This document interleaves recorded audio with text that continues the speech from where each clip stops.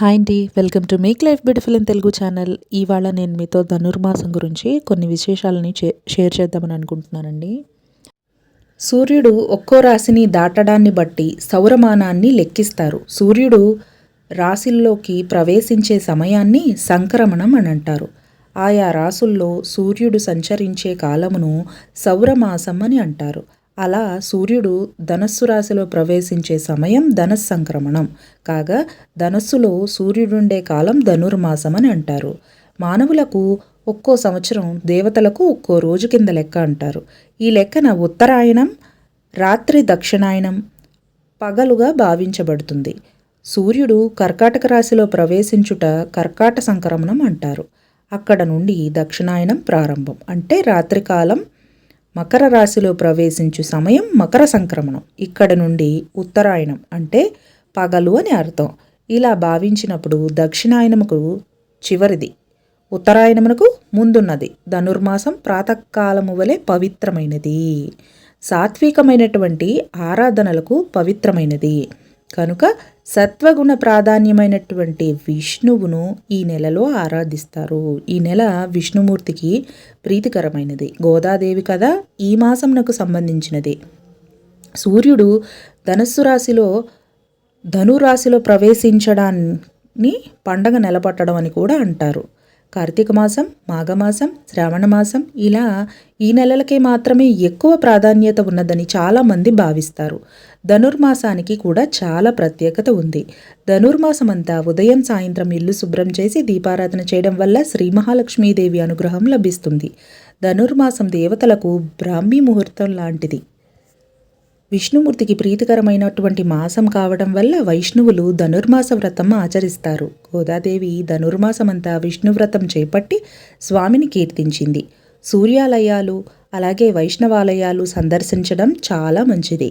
ఇంకా దేవాలయాల్లో ఆండాలమ్మ పూజ, అలాగే తిరుప్పావై పఠనం, గోదాదేవి కళ్యాణం, ప్రసాదాలు మొదలైనవన్నీ ధనుర్మాసంలోనే నిర్వహిస్తారు.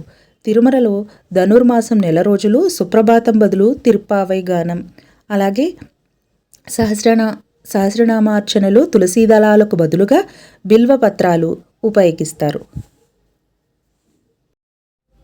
ధనుర్మాసంలో విష్ణువుని మధుసూదనుడు అనే పేరుతో పూజించి మొదటి 15 రోజులు చక్కెర పొంగలి లేదా పులగం స్వామికి నైవేద్యంగా సమర్పించాలి.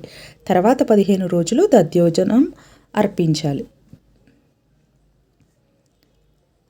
అలాగే పెళ్లి కాని అమ్మాయిలు ఇంటి ముందు ముగ్గులు, గొబ్బెళ్లతో పూజలు చేయడం వల్ల తాము కోరినటువంటి వరుడు లభిస్తాడని ఒక నమ్మకం. గోదాదేవి మార్గళి వ్రతం పేరుతో విష్ణువును ధనుర్మాసమంతా పూజించింది. శ్రీకృష్ణుడికి ధనుర్మాసం నెల రోజులు తులసీమాల సమర్పించే యువతలకు నచ్చిన వరునితో వివాహం జరుగుతుందని ధనుర్మాస వ్రతం గురించి మొదట బ్రహ్మదేవుడు నారద మహర్షికి వివరించినట్లు పురాణ కథనం. ధనుర్మాస వ్రతం గురించి బ్రహ్మాండ, ఆదిత్య పురాణాల్లో, అలాగే భాగవతంలో, నారాయణ సంహితలో కనిపిస్తాయి.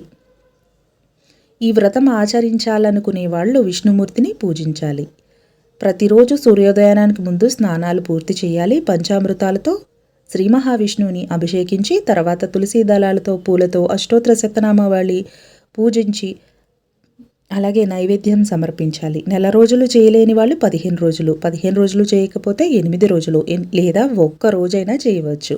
ధనుర్మాస వ్రతం చేయడం వల్ల ఇహలోక సుఖాలు, పరలోక మోక్షం పొందుతారని, ఆత్మ పరమాత్మను చేరడానికి ఉపకరించేదే ధనుర్మాస వ్రతమని ఆధ్యాత్మిక పండితులు చెప్తున్నారు. అంతేనండి, ధనుర్మాసం గురించి నాకు తెలిసిన విషయాలన్నీ చెప్పాను. అలాగే నెక్స్ట్ వీడియోలో గోదాదేవి కళ్యాణం గురించి, ఆ కథ గురించి తెలుసుకుందామండి. మీకు కనుక నా వీడియోలు నచ్చినట్టయితే తప్పకుండా లైక్ చేయండి, షేర్ చేయండి, అలాగే సబ్స్క్రైబ్ చేయండి.